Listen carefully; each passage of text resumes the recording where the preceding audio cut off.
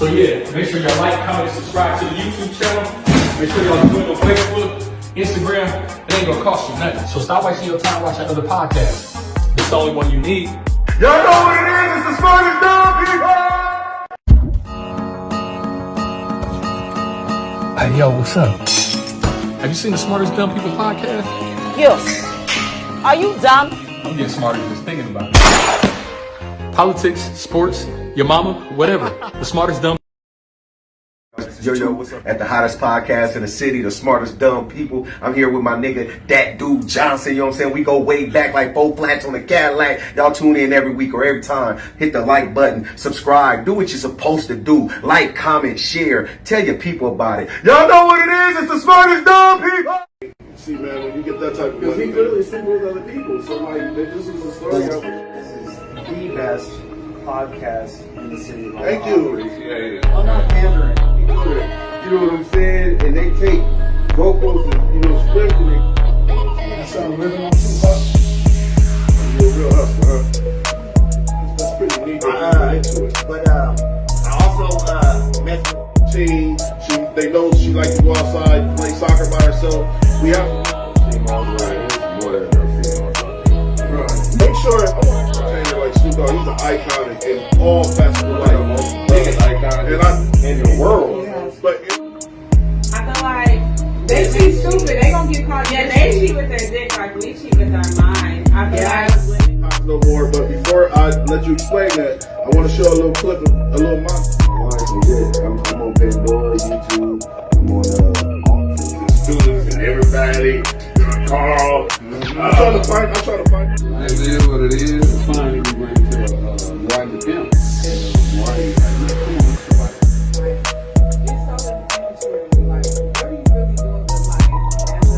come on, There's two cats. No, you can hustle in many ways. There's two cats in high school. This is the coldest fucking thing that's going on. Wall. He's the realest niggas out there. You already know. Like, for real. Like, this. God, I go off the mentality of the woman. And I know if I know my woman. What, Dummy? Let's go. So it's on your page. Welcome. This is the smartest dumb people, and I'm the host, Anthony, that dude Johnson. And always gonna be somebody at the table with me. Today we got my co-host Coley Cole in the building, and we also got my guy Toot. Listen, Toot is a part of the intro, so this is a big deal for me to have him on here because when I first started the smartest dumb people, along the lines, I started doing drops. Toot, you was my first drops, and to this day. I'm telling you, y'all can mark my words. That will always, forever, always be my intro with him starting it because he gave me the dopest drop ever. And that's why I told my girl I couldn't be mad at you because you didn't come for the 2 times you didn't fucking come. But was it 2 times? It was 2 times. No, it was 1. 2 times. When was the second time? The same week. Like, Yeah, it was 2 times. in the same week. It was 2 times. Oh, you thought I was. He was cussing me out in his sleep. So you got a show coming up, man. I can't wait to talk about it. It's called The Experience of Toot. It's coming this Saturday. What's that going to be about, brother? Just about a lot of things that's coming. I'm talking about a lot of things that I'm about to be putting out in front of a lot of people.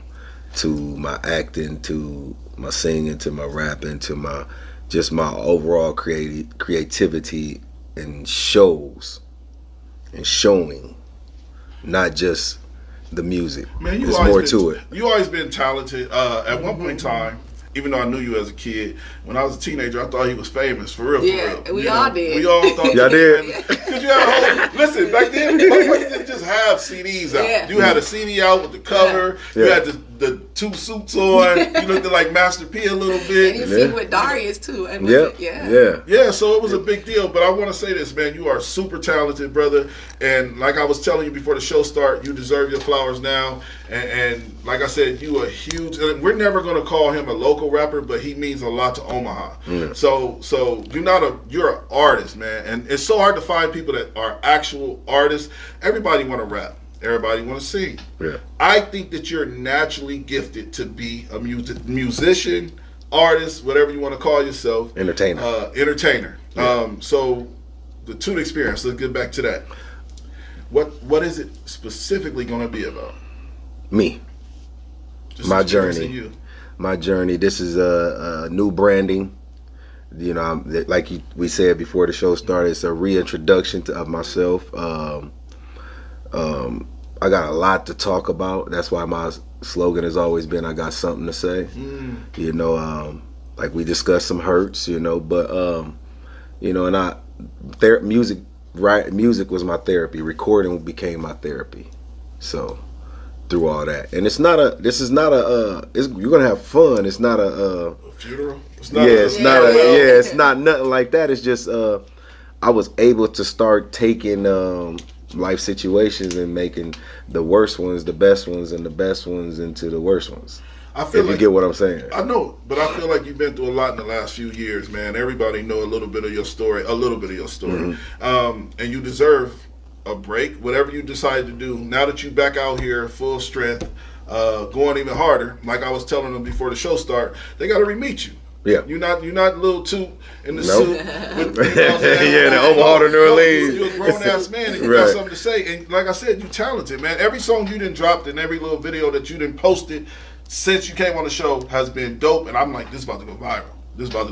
I'm waiting on it too. It's coming, man. Just keep pushing, keep thriving to be, you know. Every video wrote and directed by me as well too. No shit. Yeah, so I'm trying to. This is why it's called the experience, because if I can spark the next person to understand the vision, because it's not one person that carry a vision out, it's always a team of people, you know. And if I can spark these people to say, oh, I see what he needs, we need to, and that slot get filled and it goes to the next step. See, this what we see, you know, what you're doing right now, like we look at your show behind, you know, they don't know what it took to get here. No, they don't. And it took this person, that person, these things working all together to work. And so that's what I'm doing, and that's why this is called the experience. So someone experience this and be sparked. You know what I'm saying? I don't care if it's an investor. I mean, I don't need one, but I don't care if it's an investor and say, I see, I'm gonna do whatever it takes to help this go further, because I'm ultimately gonna do this for younger people too. I tried before. Remember at the the Boys and Girls Club, had a program called the Future Young Entertainers, and I tried to get sponsorship from FYE Music, you know, and all that. But it's about showing them the avenue. There's more to this than what y'all guys is doing in music. You know, it's way more to it. There's other jobs, there's other things, and if you don't know these things or not even know how to do one or multiple, you'll be looking for someone always. I like that. You said it may spark somebody to reach out to you that has the visual for this. Or a lot of people lack that humility, and they feel like they got to do it on their own. Yeah. We was having a conversation before the show because we was talking a lot, and you said that I should come up, I should pull up, and we should do a show there. And I want to, and we'll have that conversation later. But I agree with you. That spark is something that I always wanted to do, and I need to fucking do it. It's just like I'm dragging my feet because I have like a million things going on myself. And when I do the Toot experience, I want to actually enjoy the experience myself. Indeed, but peep this out. My bad. Think of this. Okay, the Busta Rhymes concert. He came back out, right? You know how many podcasters was there? You know how many radio host was there? They were watching the show and doing their thing.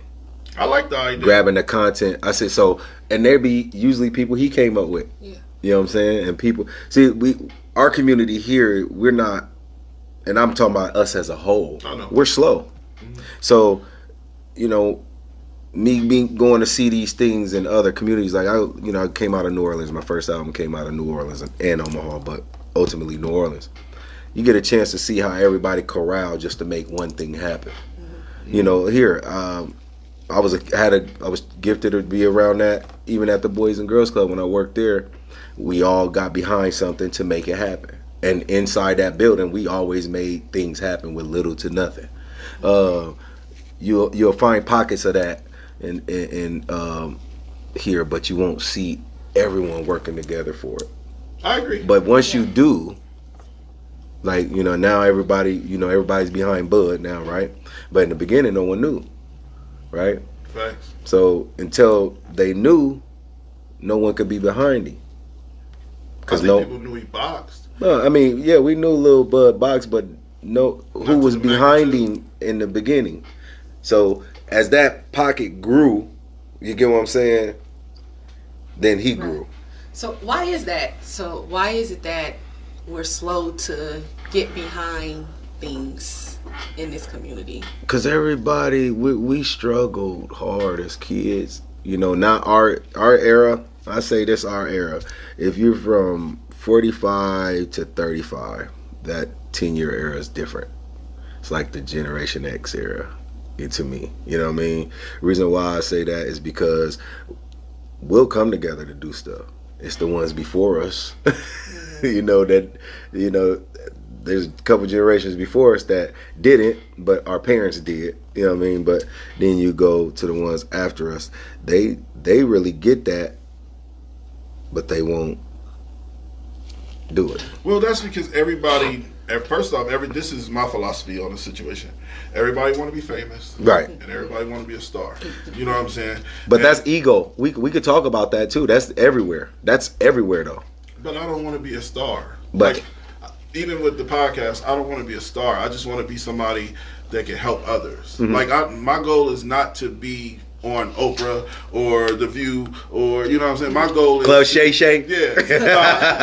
My goal is to bring the community together, and we got to talk about the email you sent me too, because my goal is bigger than Omaha and just the black community. Yeah. My goal is to create a platform, which is, to me, I'm really the smartest dumb person because I know a lot but know a little as well. So what I want to do is, I don't want to be famous. I want to give a platform that can be spread all over the world for people like you. Because like I said, you're dope and you're not... technically, people may say you're a local artist, but your artistry is not local. That's what I'm saying. Like, so who do we have in Omaha? This is the location part. Who do we have in Omaha that's trying to spread the word to other cities?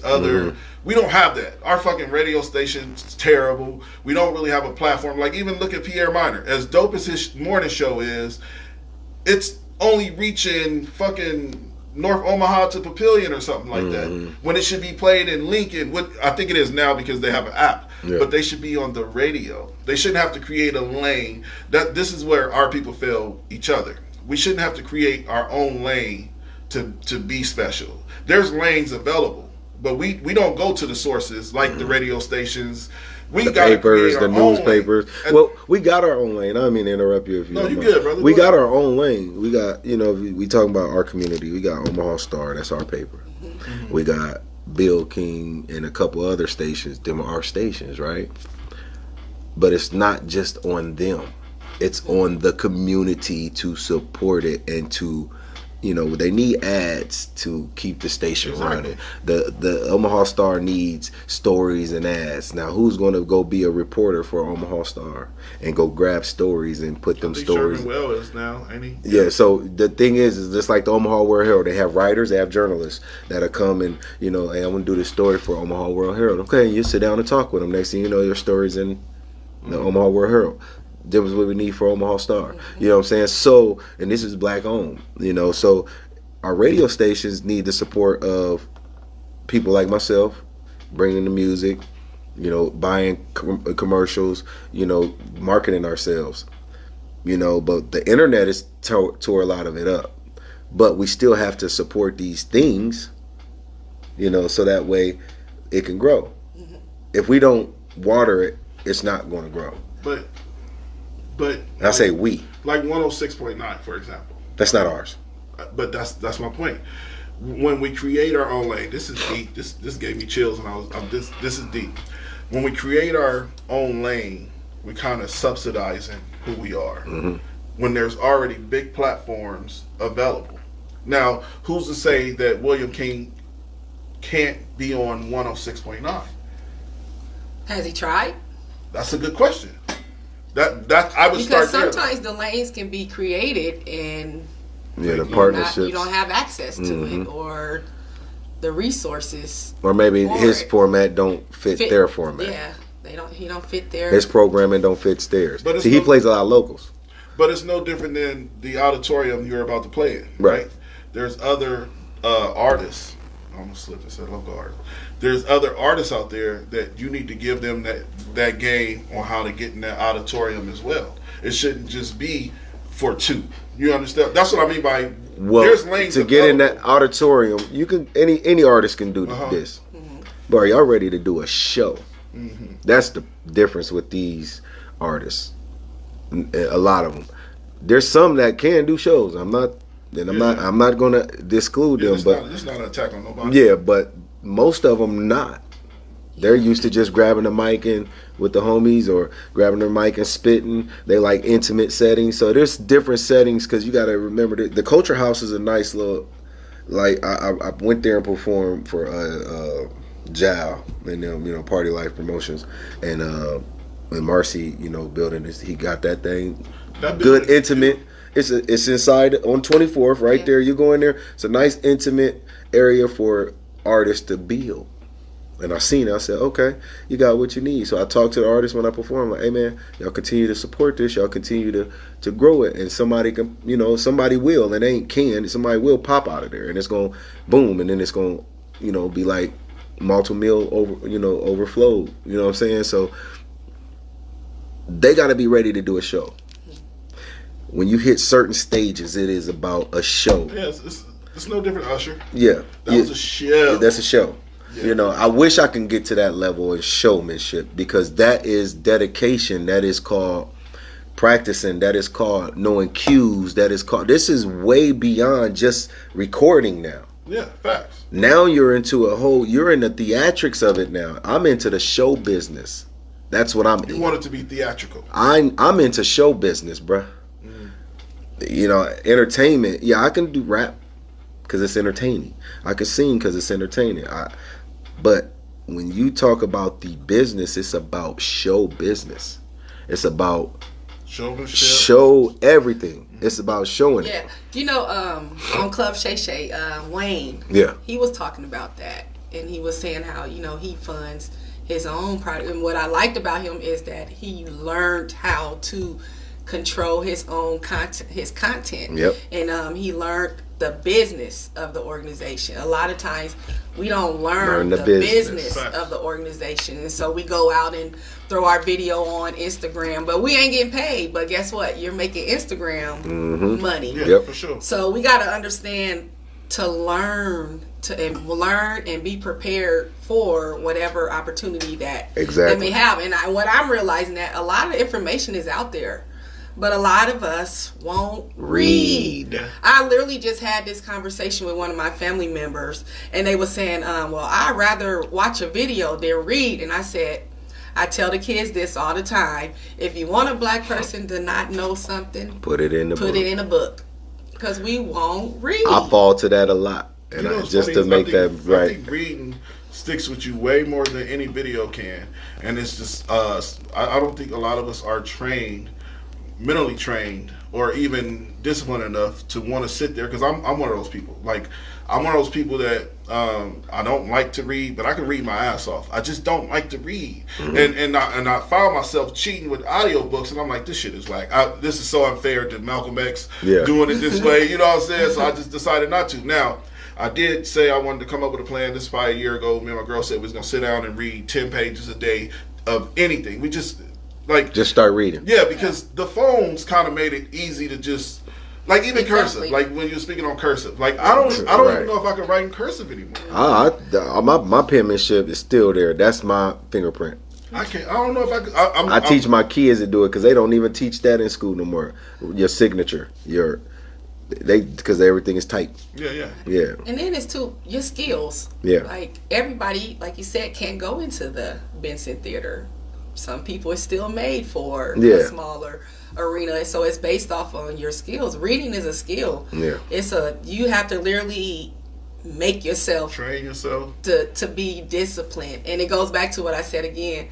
What is your training? If you were taught to not pick up a book or not read anything, it's not important, to you. But if you were you had to sit and read a book before you can go out and play or whatever it was. You know, it just depends on what you're training, and then as you get older, what skills. Let's get to these topics, man. Make sure y'all like and share. It's time to get to the topics. I'm ready to crack this. Let's get straight to it, Coley Cole. It is Black History Month. Yes, sir. It's only right we start with Coley Cole's topic. Go ahead and break it down. So let's talk about it. Since we are already talking about Toot and the legacy that you're leaving. You know what I'm saying? Last night I had an opportunity to go to the Black Student Leadership Council, and they did a Black History program over at Westside High School. I believe his name was Mr. John Johnson, was underneath his leadership, and it was an excellent program. The young people were out, they were dancing, they were singing, they were saying speeches. But it made me think about Black history even more deeper than what is being portrayed. And I realized a lot of times when we think of Black history, we only think of it in February. Yeah. Right? And so my question became, I had two questions. One, do the young people really understand what they're dancing and singing, really about? Yeah. And then two is, how do we go beyond February, just making sure that Black history is still relevant, is still a part of just American history? Well, and so not letting it be just a February thing, but how do we go beyond incorporating Black history? We can start with the music first, and the dancing and the history behind African dancing and all that stuff. It's hard for these kids to relate because they're listening to Bend That Ass Over and Let That Coochie Breathe. Sexy now, man. so, and I'm just being honest. They're dumbing us down cold. I realize what the intricate part you're going to play on this show, and I'm about to break it down to you. You're the educator, okay? That is your title. You are the educator because you do read, because you do go to these events. You do give people this game that, you give people this game that they don't even know how to digest. But you're right though, because if I go to an event like that, that's the way my spirit is going to move me. But a lot of people, they don't have the intangibles to even think that or process that. And we do need to have those conversations because let's be honest, they're getting rid of Black history and curriculums every day. And I do think they're really trying to dumb us down because we haven't been running the country, but we've been an intricate part of social media and all of these influencers, Black influencers. We got LeBron James, we got all of these billionaires. They have to stop it some way. How do you stop it? You start by, let's take this shit out of the curriculums. They don't want to know about the history. They worried about LeBron James and who scored 20 points last night or who's on TikTok. And we're taking the bait as you're, like I said, going to become the educator for the show because you're doing the research. You're giving us information that we don't know. That's what I'll call it. Did you? They had a section called "Did You Know?" You gotta remember there's something profound in what you just said. Who's the they? Yeah. And why are we the main target? Now, you answer these questions. We are the main targets because we make everything happen. We're great. Exactly. We don't. It ain't. We're not asleep. Get it twisted. We're not asleep. No. We've been indoctrinated, but we're not asleep. I have to say this. I'm just adding to it. I'm not disagreeing or nothing. No, not at all. Without us, nothing works. Nothing. But they're dumbing us down. No, they're keeping us working. That's it. So then my question, what is Black history to our own people? There you go. Because even, I really feel, I think that we literally wait for people to tell us when to celebrate our history. And we literally wait to February to celebrate our history. Yeah. And the reason why it's in February, Dr. Carter Woodson, the reason why it's in February is because, it's not because it's the shortest month, but President's birthday, Frederick Douglass' birthday, and Negro Week started in February because of he wanted to honor those things. And so then it became a month, and then it became a national thing. Yeah. But I think I always ask myself, like, God, why did you let a whole race of people become enslaved? And then I think about that word enslave. Enslaved? Like enslaved. Like, how can you enslave somebody? So then I'm thinking about, mentally. It was a job. Mentally. So we're waiting for people to tell us when to celebrate ourselves. We're allowing people to take our history out of the curriculums. We're allowing people to just try to dismantle a whole race. But then you have to ask why. Why is history only been told one perspective of things? Why is it that when you're talk about slavery, we talk about slavery as being enslaved, but why aren't we talking about the greatness that we came from? The Mansa Musas, the Timbuktus, the Kush kingdoms. Why aren't we talking about those things? So then my question is, why do we focus so hard on the things that oppress us, but not focus on the things that were great within us? Why isn't that part of the history told? Why aren't we telling the neglected part of history? We know about Rosa Parks. We know about, appreciate them, the basics, we know about them. But why aren't we talking about, we talk? Now, I got a question to add to yours. When we talk about the Mansa Musas, is that our history?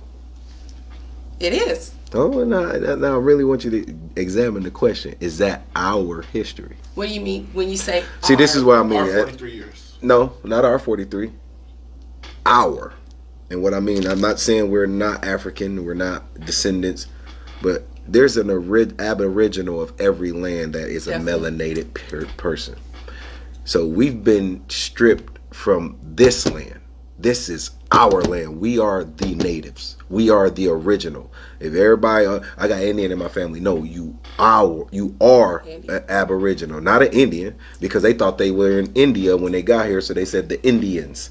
But we are the Aboriginal. So we go back to the Olmec tribes, the Aztecs, the Incas, the Mayans, and Warriors. Them is down south. But you get up here, what do you only think of? The Dakotas, right? And so you got these light Indians. No, the Seminoles look like us. Man, the Geechees look like us. They say the West Indian. No, we are the originals of this land. This is our land. That's the history we don't know. But that's what I'm saying, neglected. It's not been neglected. That's what's been stripped. No, but because they're neglecting to tell the truth. Oh yeah, they are. Yeah, they. The history, the educators, we are being neglected to know what the truth is. Why though? Because we focus on, we still had to sit in the back of the bus. Right. We're still fighting for our human civil rights, our right. civil rights. But we're forgetting about how great we were. We were, right. We come from greatness. This is us. Well, I want to say, as much as I appreciate the thought of thinking about our greatness, what we went through as people recently in the last 300 years, it's a lot to take in. And it's no different than a person that's been molested. You know what I'm saying? They still, you can't take away the fact that I was molested. And that's what slavery and the Rosa Parks and all of those things is. It's still brought up because it's still an intricate part in why we're so damaged. Right, and I get that, but why is that the sole focus of our history? I agree. Think about it. Why is that the only part of the history that is always replayed over and over and over and over? It's a doctrine. It's indoctrinating you. It's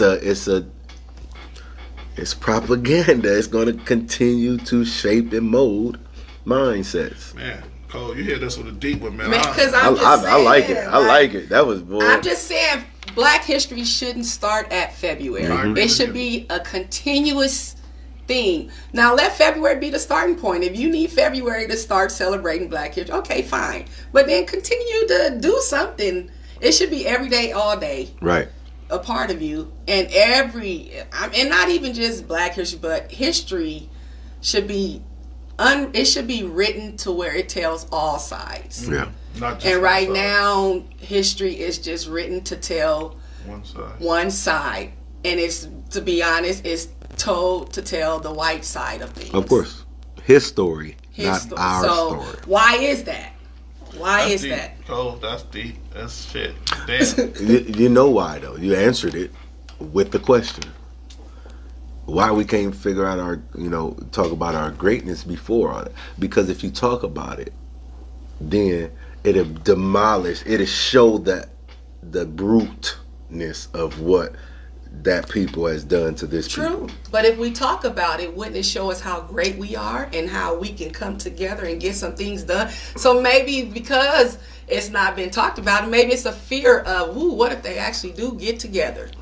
Oh, it is a fear. That is the fear. We ain't never listened. That's always the fear. But together, we can't even get together for a family reunion.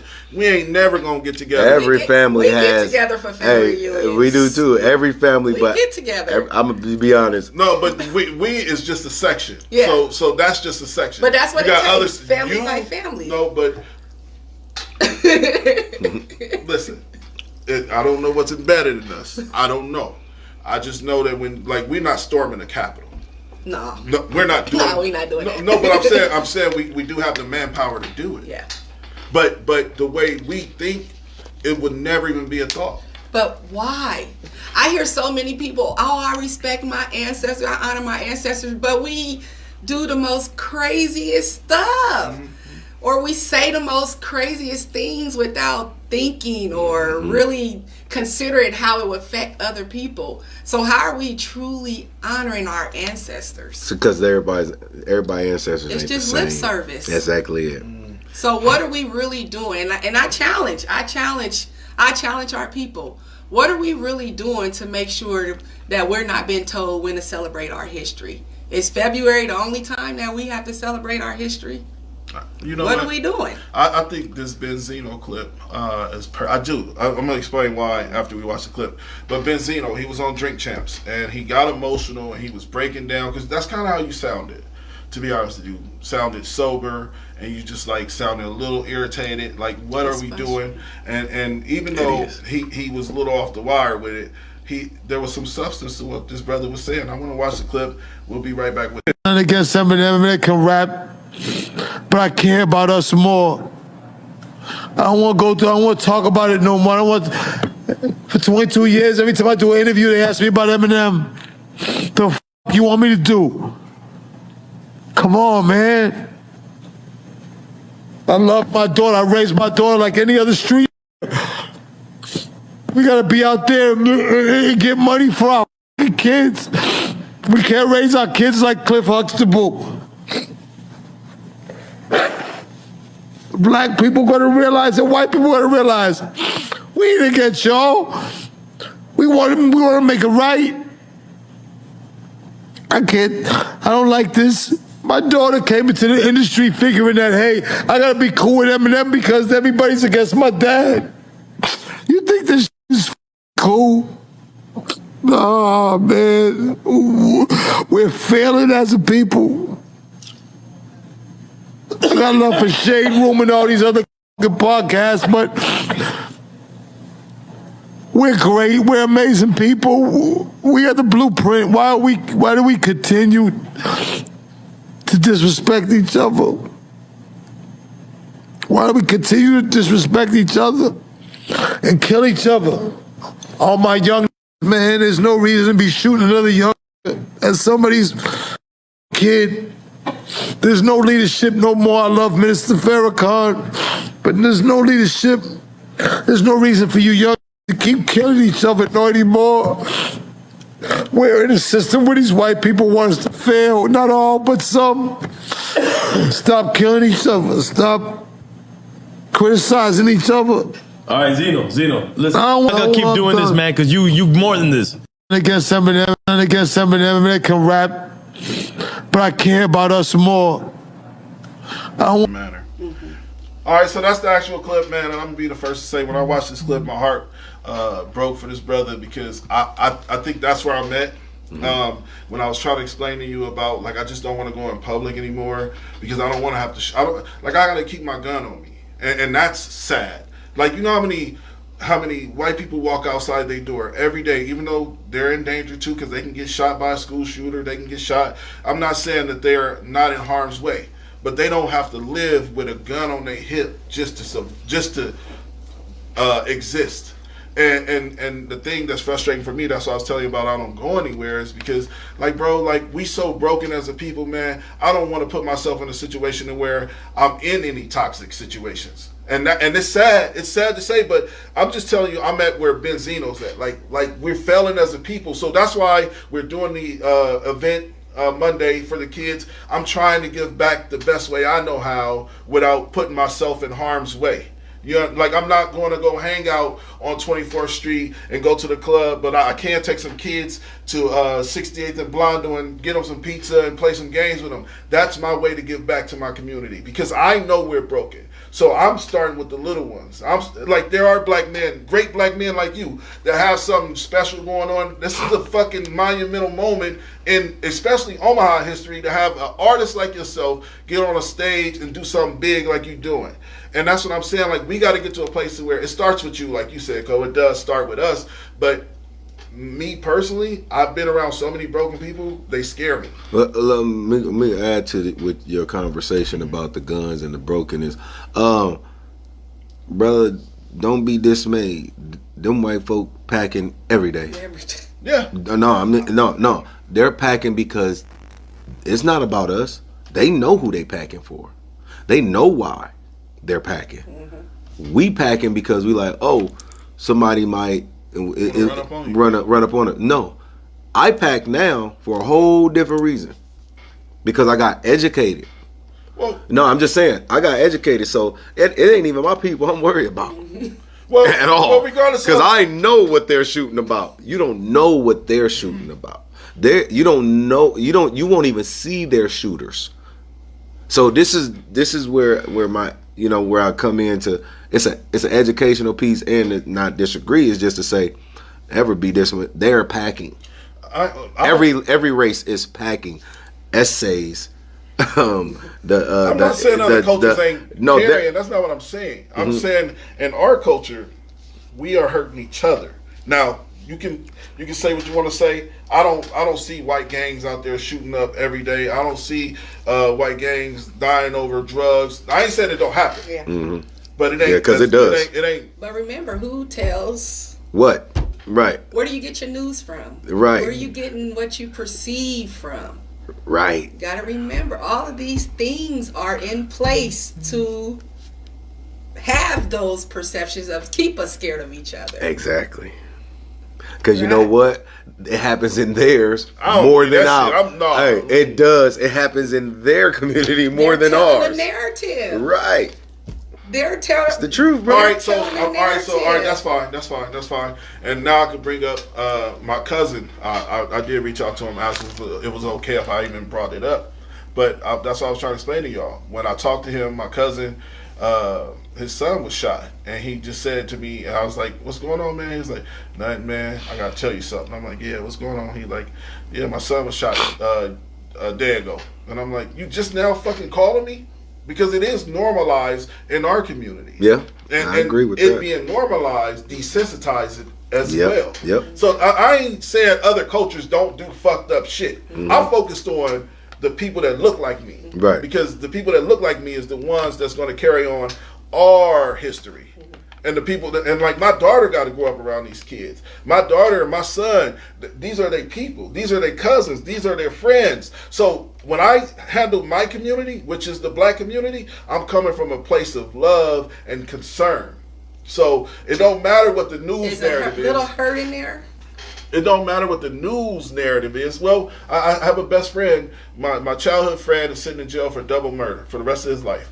And the point is that when I go talk to him, man, I'm just gonna lay it down. You know, no, don't do that. This whole dynamic is fucked up. And I'm just one of those people that I'm ready to grab the bull by the horns.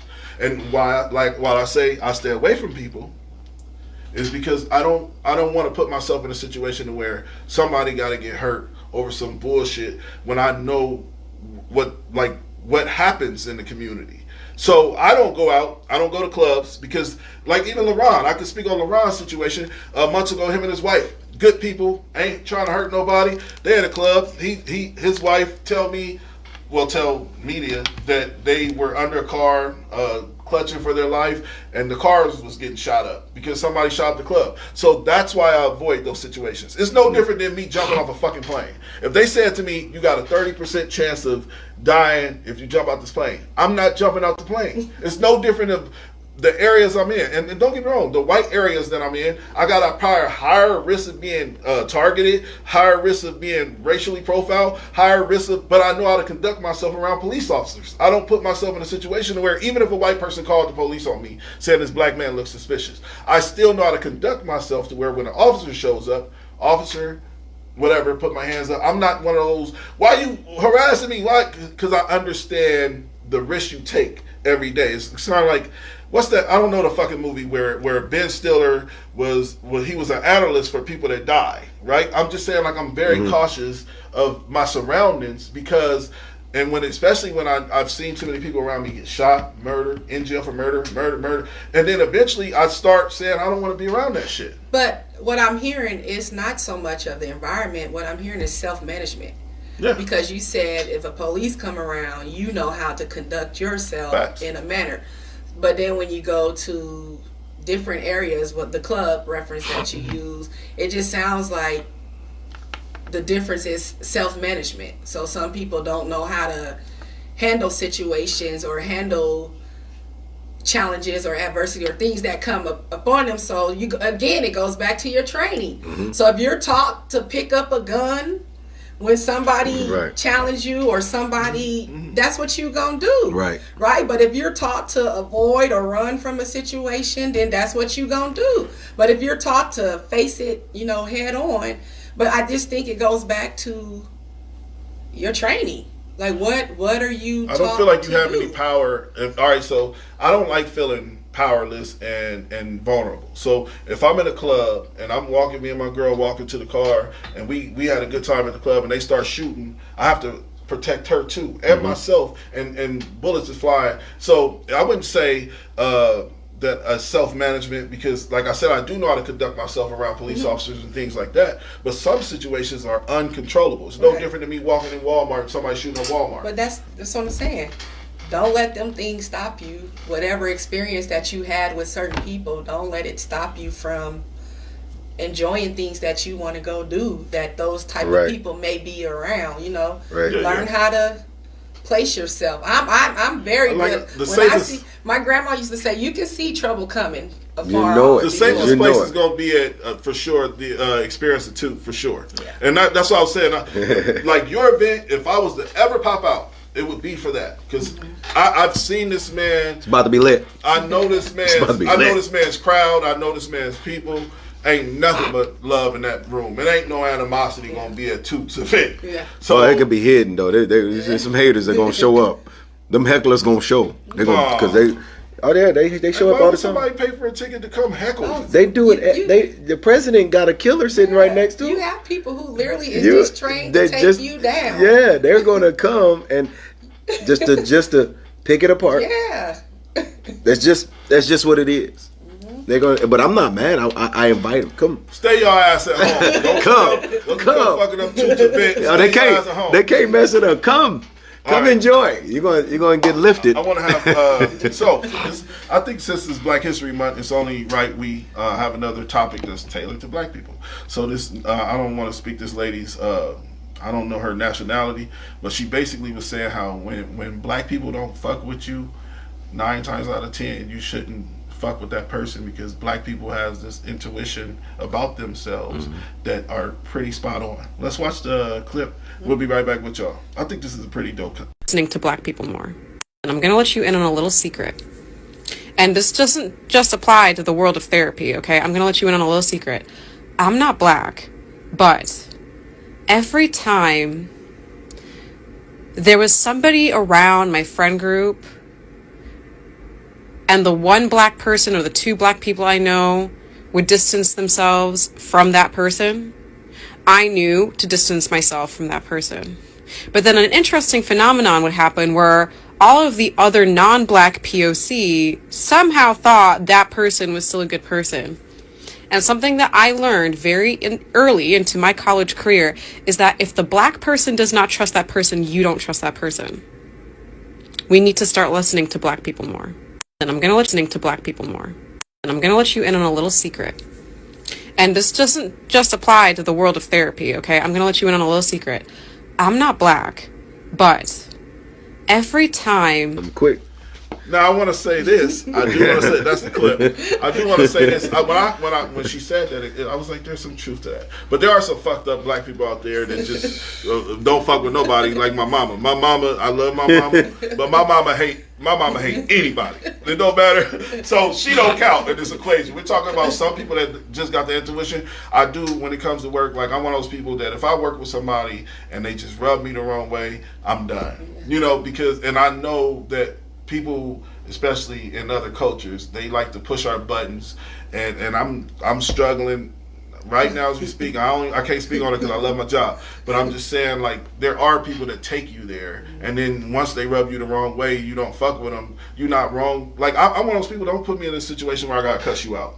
And once I feel like I'm all right, yeah, I ain't fucking with you because I know I'll fuck you up, I'll slap shit out of you, and this is what you want me to do. I think that's more of an intuition with black people. Like we know when somebody is trying to push the buttons to take us there, and we would just rather turn the other cheek because we're accustomed to this. Turn the other cheek, but in my situation, and any time I've ever worked with other people, if I don't fuck with somebody, it's because I know you're trying to get me in some shit that I'll just not fuck with you. So it is possible. What's your opinion on the clip, Cole? Hey, she said she learned early. When she said she wasn't black, she was like, okay, I've been paying attention to these black people. I say this to add on to it. We got intuition, and everybody got an intuition, but my gut tells me all the time, and it's never wrong. My gut is never wrong. Especially not to people you love. So I think that's one thing about black people and black culture and art. Like my mom, even though I made a joke about her because she's just a mean person in general, she a rattlesnake.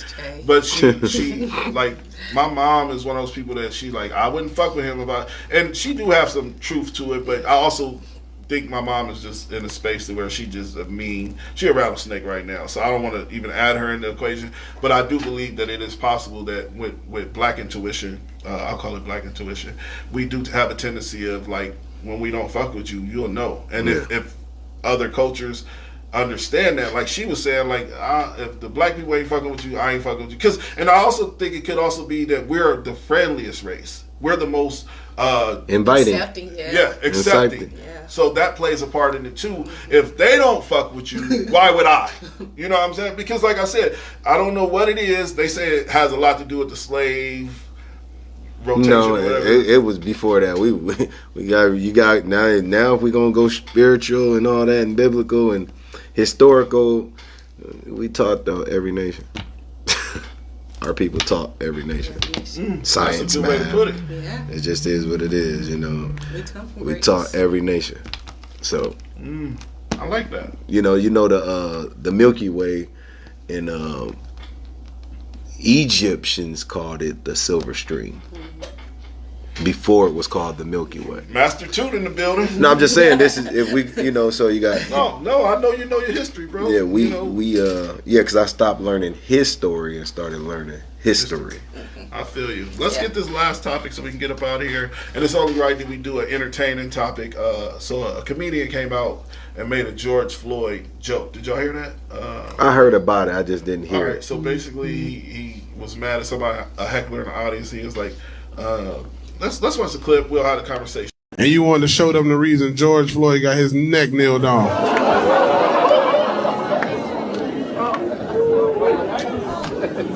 Don't ooh at that joke.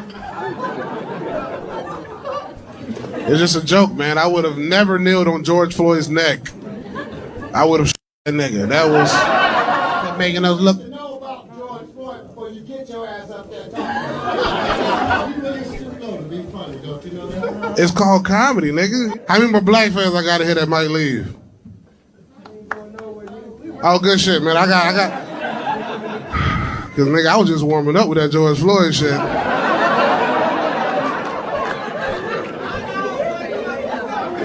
You ready to go? All right, baby. Okay. All right, you offended too, baby, with the braids? All right, you offended too? God damn, man, fuck. Y'all good? Or y'all about to...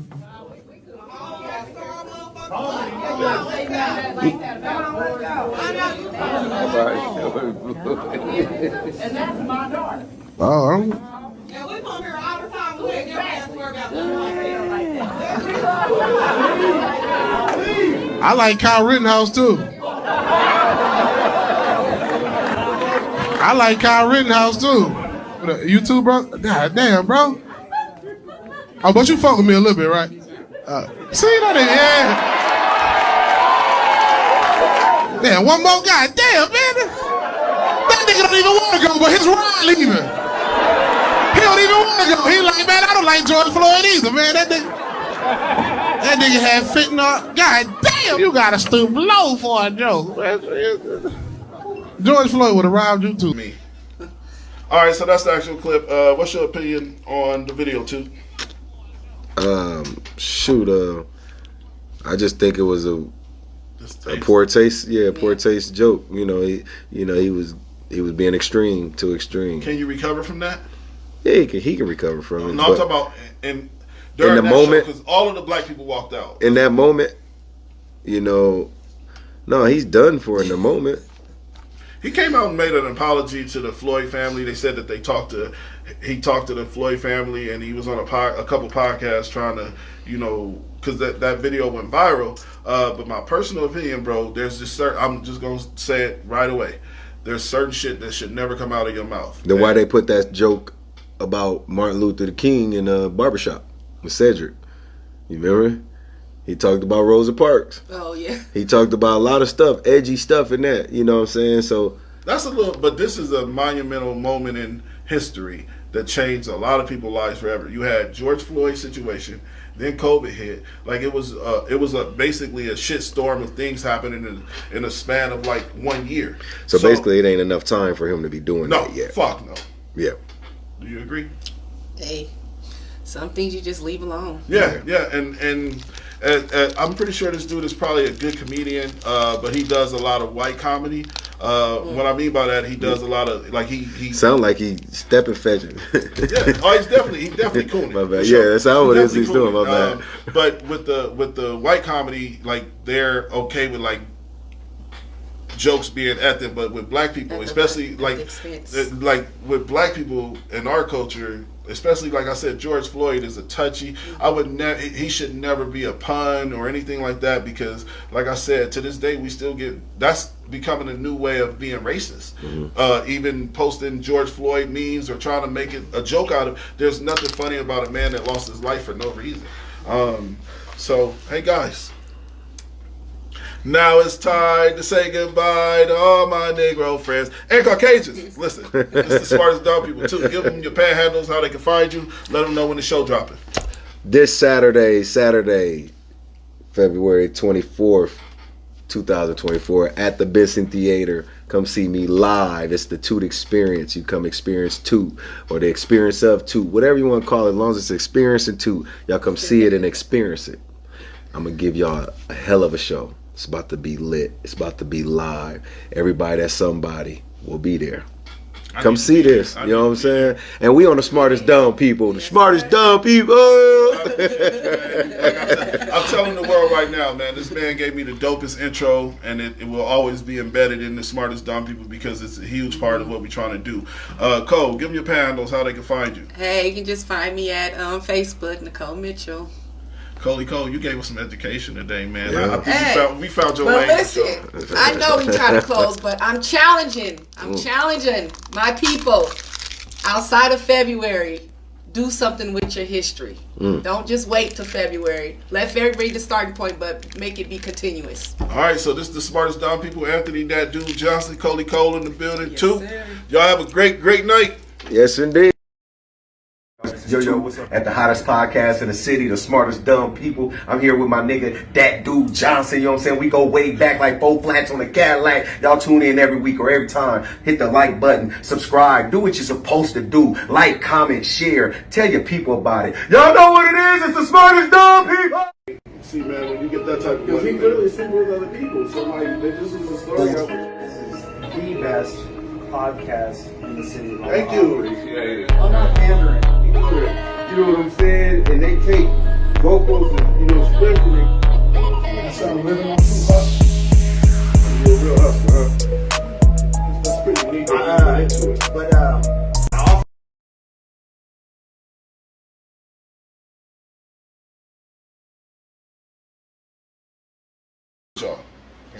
If you're making $50,000, don't date. I'm just being for real. You're not ready to date. Again, I'm with you. When You're not ready to. You're not ready to date because courtship costs. Okay. Everything costs. Okay. You can go for 22 walks in the park. Eventually, shorty is gonna need a sip of something. She gonna be thirsty. This bottle of water is $3 in Atlanta. Let's not play. So if you don't have any expendable cash, don't date. And whatever that looks like for you, you might only make 50,000, but you live in a shoe, and now you got expendable cash. Or get you a bottom of the barrel that's gonna date you when you have no money. If she doesn't have the expectation, and I'm gonna tell you this right now, enjoy it while it lasts, because eventually you're gonna wanna run. Because she doesn't stretch you, she doesn't make you the man that